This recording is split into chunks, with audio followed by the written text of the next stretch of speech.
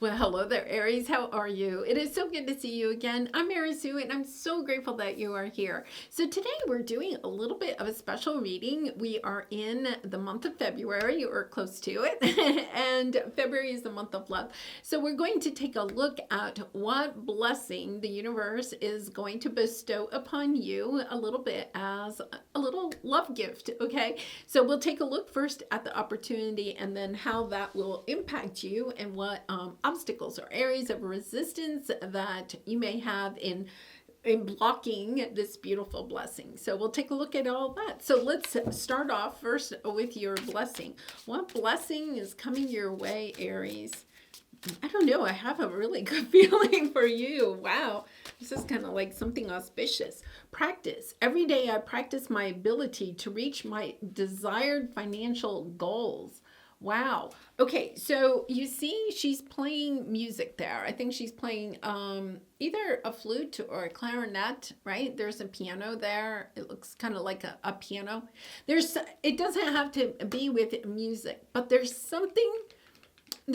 something here where I feel as if your blessing is the desire, okay, the time, the energy in order to practice something that you may need to practice in order to acquire financial gain, right? So that could be a skill, that could be a talent. It could be even, I'll even say it could be even the energy of learning something new so that you can practice that in your business or in your career. So let's take a look at where this is going. Let's take a look at your soul traveler's card and the animal spirit. So the energy I'm getting here is that I think for some of you, this could be even like a spiritual gift that maybe you have opened up to. So it could be kind of like maybe you've started using tarot or oracle cards and you use them like on a daily basis for yourself. Maybe you even do tarot readings for a couple of friends. But this is the energy of practicing, like putting more time and energy into practicing something so that maybe you could start a spiritual business or start your own YouTube channel, reading tarot or something like that. There's something here. I feel like this is more in the spiritual realm, more than in like practicing playing an instrument. Okay, so it's the energy of understanding that our spiritual gifts actually become more attuned, okay, when we do practice them. So it's kind of interesting because when I started reading tarot, I did it for myself, then I did it for some friends, anybody that would let me do a reading for them, right? And then I did friends of friends that I didn't know. And then it just kind of expanded until I finally started a YouTube channel. The thing is that every single reading that I do, every single reading that you may do, right, helps you to better attune to your intuition, to allowing yourself to understand the energy of the cards. You go from perhaps learning what the cards mean to actually kind of like intuitively understanding the energy of the cards and how the cards kind of come together. So for some of you, you could be, also clairaudient or clairsensient. You're understanding that you're opening up to some spiritual gift, perhaps that it's kind of like your guides are saying it's time to practice it. It's time to put more time and energy into it. You may feel as if it's kind of like a hobby or something that you use for yourself. But what this is going to do is lead you to starting perhaps a spiritual business, or if you already have, is kind of like really putting more time and energy into practicing your gift, because it's going to bring you financial rewards. Now, this isn't going to resonate with everybody, right? And if it doesn't, then maybe this isn't your reading. But I feel like for some of you, there's something here that you are opening up to some special gift that you have, even if it's not spiritual, but it's a gift that you have.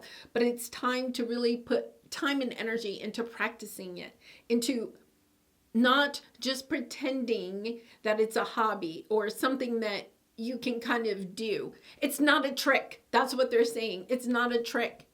It's an actual gift, and it's time to allow yourself to take it realistically and to put time and energy into it. Yeah, navigating the stars, follow your bliss, and horse spirit, freedom is yours. I feel like you've been holding back on this because you feel as if it's kind of like, okay, I'll have to say, like with tarot, let's go back to that, because I can talk from experience, but it's kind of like you can read books, you can learn what the different cards mean, you can even kind of like talk to other tarot readers, you can learn from other readers a little bit, but the truth of the matter is that you have to actually do the work. It's kind of like you've been toying at learning something. I think it's kind of like you've been toying at learning something, but this is you understanding, no, this is a gift. This is on your path. And to allow yourself the freedom to go towards it, to use it, to perhaps build a business based on it, instead of pretending that it's just, I know, because I know when I first started reading tarot, it took a long time for me. I mean, I was doing it for myself. I was doing it for friends and family, and then friends of friends, that type of thing. And I really didn't understand my gift, and that it really truly was a gift. I just thought, well, everybody can do this, right? I mean, I just was kind of like, and honestly, I feel like everybody can, but it's the energy. I didn't think that it was really that much of a gift. It wasn't until I kind of kept doing it and people would tell me, oh my goodness, you're hitting it on the nail, right? And I'd be like, really? Oh, okay. I didn't believe in myself. That's what it is. I didn't believe in myself. This is allowing yourself to believe in yourself, to break free from the confines of thinking that you're not spiritual enough, or, because for a lot of tarot readers, they may have grown up in a family where they had other readers in their family, or they grew up in a family where it was very intuitive. I didn't. I grew up in a very highly religious environment, right, where spirituality was condemned. Let's just put it that way, right? And so I didn't really come into my gifts until later in life. Because I was confined. I didn't have the freedom to really kind of explore it. It was shut down. As a child, when I had experiences as a young child, that was shut down. It was shut down even when I became an adult. It wasn't until I had physical freedom from some people in my life that wanted me to shut it down. Do not go there. And now it's kind of like, no, sometimes we have to allow ourselves to distance ourselves from people or the mindsets that we've grown up with, giving ourselves that freedom to explore what is obviously on your path. And yes, there is no, I think spirituality is kind of hard. There's a lot of information out there. And, some people have created like tarot reading certification kind of courses and stuff like that. And I'm not saying that that's not a good way to learn about tarot, but the only way that you can really understand your gift and be able to really use it to benefit others, not only just yourself, but others, is to practice it. It's just to put time and energy into practicing it. It's kind of like, I played the piano as a child, right? And my goodness, 30 minutes every day I had to practice. And I actually enjoyed it because I enjoyed playing the piano. But some days I really didn't feel like doing it. And my mother was like, no, 30 minutes on the piano, practice. And I didn't like practicing my scales, right? But my teacher insisted. She would call my mother and say, make sure she practices her scales, right?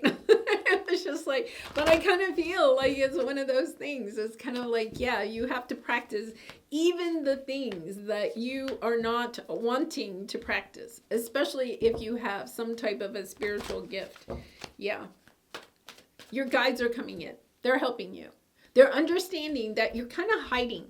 You're kind a little bit hiding from this. You're kind of like, I don't know. I don't know if I really and truly want, look at these cards, really and truly want to go on that path. Okay, so let's see where this is going. Let's go to the tarot. Let's see. Yeah, this has been a long, oh my gosh. This is huge, Aries. I mean, if you're, once again, this isn't going to resonate with everybody, but if you're resonating, it's been a long road, okay? The Nine of Wands, Wounded Warrior, long road of keeping yourself safe, of saying, you know, even as a child, I have shared this story before. I was intrigued with astrology when I was young. I had experiences with angels when I was really young. And I had to hide it.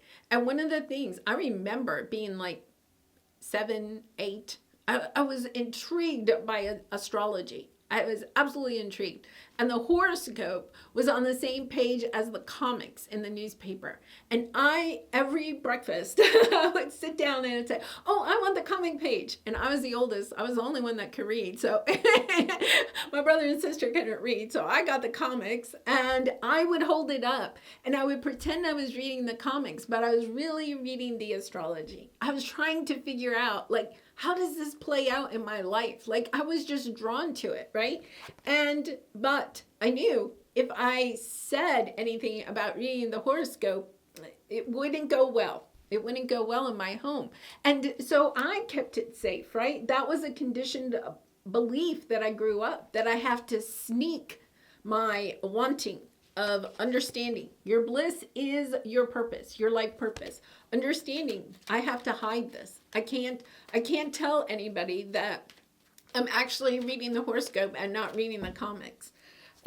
So let's see. Yeah, this is you, understanding, bringing balance, celebrating who you are, allowing yourself to walk away from people or situations that are holding you, keeping you in this safe space, right? Keeping you from really and truly experiencing what it is that you are being called to do.